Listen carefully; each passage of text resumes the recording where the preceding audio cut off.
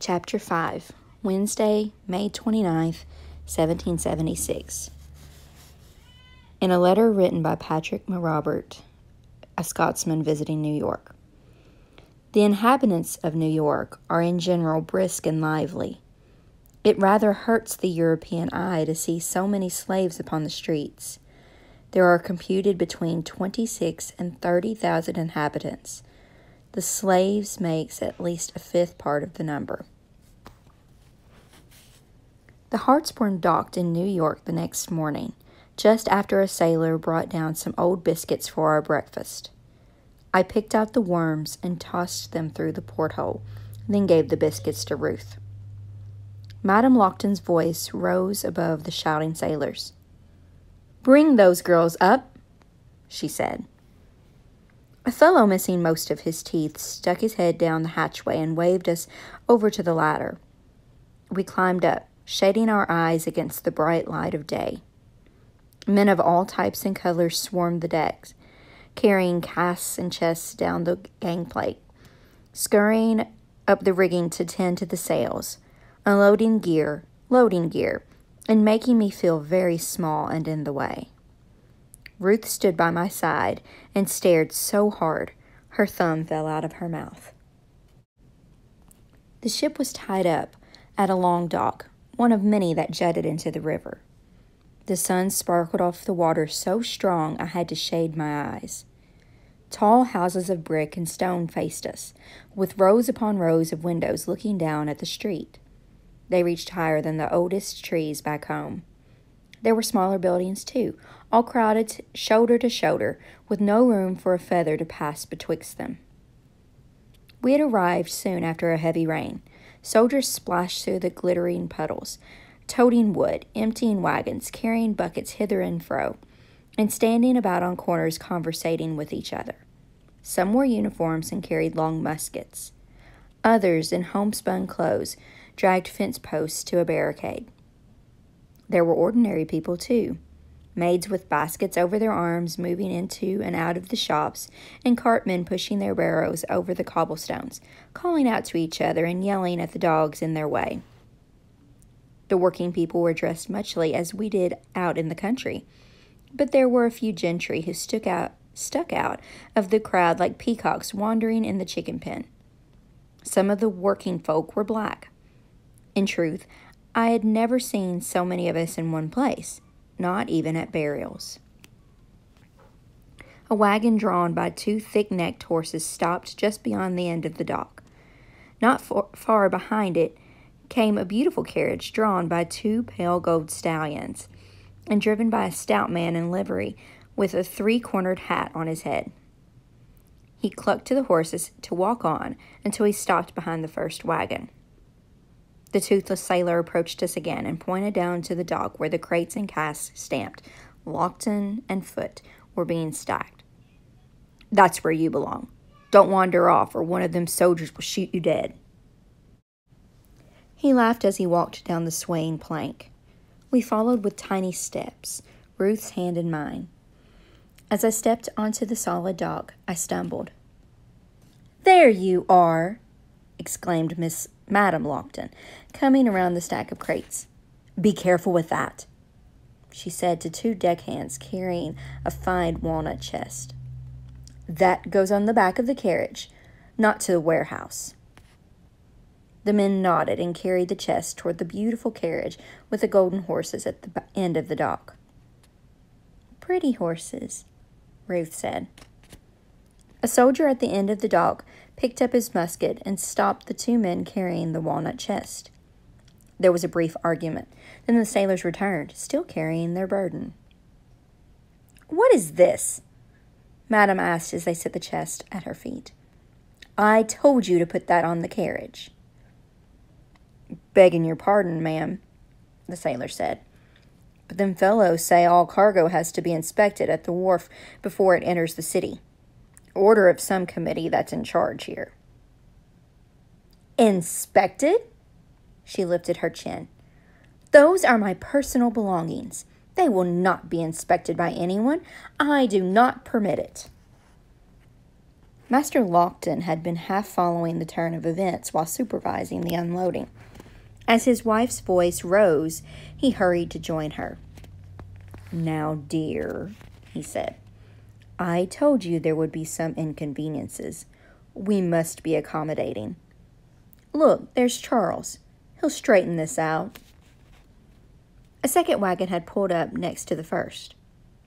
A round, short man rolled off it and bustled up to the Locktons. "What are you doing here?" demanded the round man. "You shouldn't have come back." "Lower your voice, Charles," Lockton said. "Where are the men I instructed you to bring?" The round man pulled a handkerchief out of his waistcoat pocket and wiped his face. "Washington's men took them all to work on the blasted fortifications." "Oh, double blast. Look there. Bellingham." An official-looking man in a somber black coat had stepped out of a building across the street and was striding toward our little group, walking stick in hand. He was followed by a thin fellow carrying a book near as big as Ruth. Behind him walked a slave boy about my height, whose arms were weighted down with a wooden contraption and a small case with a rope handle. The boy wore a floppy red hat, his shirt sleeves rolled up to the elbow, and blue breeches of a sailor, and a pair of dusty boots. "Bellingham is eager to arrest you," Charles quietly told Master Lockton. "I told you it was still unsafe. You should have waited." "Anne?" Lockton fixed his eyes intently on his wife. "Do not fail me." She gave a little nod. "You have a plan?" Charles asked. "Everything is in order," Lockton said. "Elihu Lockton," Bellingham called, waving his walking stick. "Come join us, friend." 3 more soldiers appeared and lined up a few paces behind him. "Smile, everyone," Lockton commanded through clenched teeth. "Pretend to be happy rebels." The Locktons and Charles walked to the land end of the dock. Ruth and me followed a few steps behind, little mice trailing behind dogs that were fixing to fight. The boy in the red hat set down the case and fiddled with the strange wooden thing. It was actually 2 strange wooden things, a folding desk and a small stool. After he set up both of them, the thin fellow laid the book on the desk, opened it to a blank page, and perched on the rickety stool. The boy opened the case and took out a bottle of ink and a quill, which he set next to the book. He closed and latched the case, then stepped back to put his hands behind his back, eyes ahead like he was a soldier too. "Good day, Charles." Bellingham inclined his head toward Madam. "Mrs. Lockton." Ruth started to raise her hand to wave at the man, but I grabbed it and held it down. Sorry. "Mr. Bellingham," Madam replied. "How fares your good wife?" "Happy that summer is nearly here. You know how she hates the cold." "Please tell Lorna I shall call on her as soon as we are settled," Madam said. "Very good," Bellingham said. "We thought you were in London, Elihu." "London, never!" exclaimed Lockton. "England offers us nothing but taxes, stamps, and bloodshed." "How odd. Word from Boston is that you still lick the king's boots." Madam drew in her breath sharply, but said nothing. "Why do you insult me, sir?" Lockton replied. "We are at war, sir," Bellingham said in a voice that all could hear. Several of the dock workers put down their burdens and stood up straight. "Insults are the least of my concern. I'm more worried about the British invasion." Lockton shrugged. "I am a merchant with cargo to sell. Search my crates. If you wish, search the entire ship. You won't find the British fleet, I promise you. Those yellow-bellied cowards have sailed for Canada. Bellingham took 2 steps and stood a fingertip away from Lockton. He lowered his voice. I don't have time for your games. The Committee of Safety suspects you a Tory, in cahoots with Governor Tryon. You've come home to fight us who strive for freedom and liberty. All the work on the ship stopped. The air had suddenly grown warm. I glanced sideways. The soldiers guarding the crates had picked up their guns. The clerk at the desk was the only one who seemed unrattled. He opened the ink bottle, dipped his pen, and scratched something across a blank page. I caught the boy behind the clerk sparing a quick look at Ruth and me. His eyes were dark gray, the color of the sea during a storm. Freedom and liberty has many meanings. Lockton finally said, Am I free to return to my home? Shall I be at liberty from the improper meddling of your committee? Bellingham held his position a moment longer. Then he took one long step back. Search the cargo, he commanded the soldiers, who laid down their weapons and picked up crowbars. Very well, Lockton said. Am I under arrest? Not until I find something, said Bellingham. Then I'm leaving. My wife is exhausted and needs me to accompany her home. Charles will stay and supervise. The round man sputtered twice, but didn't say a word. Enjoy your homecoming, Bellingham said. It may be short. The soldiers had started to go through the crates and call out the contents, the clerk writing down the details in his big book. Lockton motioned with his elbow again. Come, dear, he said firmly. Madam refused to move. We cannot leave without my chest. Now, wife, he said, it will be sent along. It travels with me, Madam said crisply. Mr. Bellingham. Bellingham bent over the clerk's inventory book, looked up. Ma'am? Does your battle for liberty entitle you to search through the private linens of a lady? The doc fell silent again. It was one thing for a gentleman to threaten another with arrest. The topic of a lady's linens was delicate.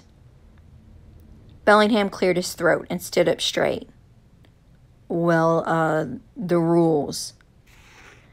Do I gather, sir, from your hesitation, that you are unsure of the etiquette involved? Perhaps you lack the proper authority. She carefully set herself on the walnut chest in question. Oh, no, Anne, please, Lockton groaned. Do not do this, my dear. Madam ignored him. I demand that Mr. Bellingham write to his Congress in Philadelphia. If they give permission for common soldiers to rifle through my personal goods, then I will surrender. Until that letter arrives, I shan't move. I shall guard my dignity day and night. Charles shifted nervously from foot to foot. Lockton pinched the space where his nose met his forehead. The soldiers studied the tips of their boots. Bellingham muttered something impolite, and the boy standing behind the clerk fought hard not to smile. My own lips twitched. A woman defending her underclothes from a battalion of soldiers was comical. I didn't dare laugh, of course. But Ruth did. She giggled, a sound like a small silver bell. A bell tolling disaster. Madam Lockton flew off the chest and pointed her finger at us. Which one of you made that noise? Her face flushed with rage, her eyes darting back and forth between us. I did, ma'am, I quickly lied. The smile on Ruth's face faded as she figured that something bad was unfolding. Crack! Lightning struck from a blue sky. Madam slapped my face so hard it near threw me to the ground. The sound echoed off the stone-faced buildings. Ruth grabbed at my skirts and helped me stand straight again. She was confused, but kept her mouth closed, thank heavens. My cheek burned, but I fought back the hot tears and tried to swallow the lump in my throat. No one had ever slapped my face like that, not once in my whole life. Better me than Ruth. Better me than Ruth. Madam sat back on the wooden chest and looked calmly at her husband, as if nothing had happened. The soldiers all went about their business, one of them whistling. The only person who looked my way was the boy in the red hat. He kept his features frozen in a mask, but he swallowed hard. Lockton shrugged. You see, Bellingham, I don't have time for your war. I have enough battles in my own household. Bellingham sighed and waved at the soldier closest to where Madam sat. You there, carry the lady's belongings to her carriage. He did not mention me. I was already forgotten, dismissed, though the outline of her palm and fingers still burned on my skin. For an instant, I saw myself pushing off with the... For an instant, I saw myself pushing her off the dock into the water below, but I blinked twice and the vision vanished. I took Ruth by the hand. Madam rose gracefully. Thank you, Mr. Bellingham. Lockton offered his arm again to his wife, and this time she took it. Bellingham lifted his hat as they passed. Ruth and me trailed close behind. As we approached the carriage, the driver jumped down and opened the door. Lockton helped his wife as she stepped up and settled onto the padded seat. Well done, my dear, he murmured. Well done indeed. Madam blushed. 'Twas all your doing. She smoothed her skirts. Put the little girl up with the driver. What about the older one? She leaned forward to stare at me, standing just behind the master. Send that one to fetch us some clean water. I doubt Becky has had word of our arrival yet. Lockton looked puzzled. How will she know where to find the pump? Or how to get home, for that matter? Charles will find someone to assist her. I'll take her, sir. Lockton looked around. The boy had removed his red hat and bowed politely. I'm Curzon, sir. Mr. Bellingham's boy. My master needs me to fetch new quills up Vandwater Street. I could show your girl the way. The driver and the soldier had finished strapping the walnut chest to the back of the carriage. The driver spoke gently to Ruth and took her by the hand to meet the horses. She giggled and went eagerly. Lockton studied the boy, then looked over at Bellingham, who was inspecting one of the opened crates with a nervous Charles by his side. Excellent idea, said Madam. You know where our house is? Lockton asked Curzon. One of the proudest in our city, sir, the boy answered as he put his hat back on his head. With him standing this close, I could see the gold ring in his right ear, like a pirate's, and a long, thin scar that ran along the left side of his chin. South side of Wall Street, just past Smith. Lockton grunted and glared at me. Be quick about your business, no dawdling, understand? I curtsied, bewildered at the speed of it all. Yesterday I had been aboard a ship. The day before that, sold in a tavern. The day before that, I woke up in my own bed and watched an old woman die. My belly ached again, as if I were still at sea and the waves were throwing me off balance. Well? Lockton demanded. Yes, sir, I whispered. He looked at his wife. This one might be simple, too. He climbed into the carriage, closed the door, and rapped at the ceiling with his knuckles. Go, driver. The carriage rolled away. Ruth sitting up straight with a big grin, and the golden horses tossing their manes, hooves flashing in the sunshine. She waved at me as they drove away. I bent down, dipped my fingers in a puddle, and scrubbed the spot where the woman hit me.